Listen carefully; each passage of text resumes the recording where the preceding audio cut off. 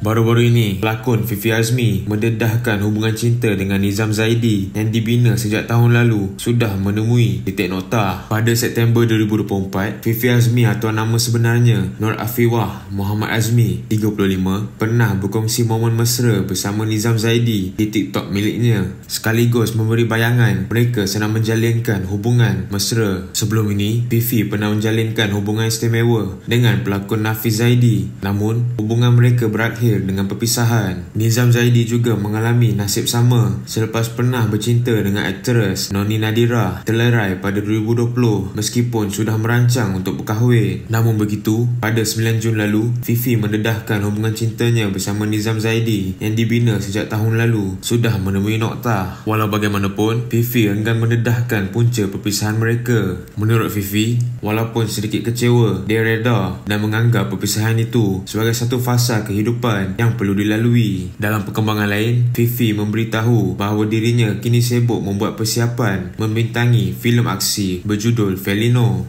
Filem itu turut dibintangi oleh nama-nama hebat seperti Dato' Adiputra, Shahrizi Sam dan Andy Tay. Jangan membuat sebarang spekulasi yang boleh mencetuskan kontroversi. Apapun, diharapkan semoga Fifi menemui jodoh yang tepat dan berjaya dalam industri lakonan ini.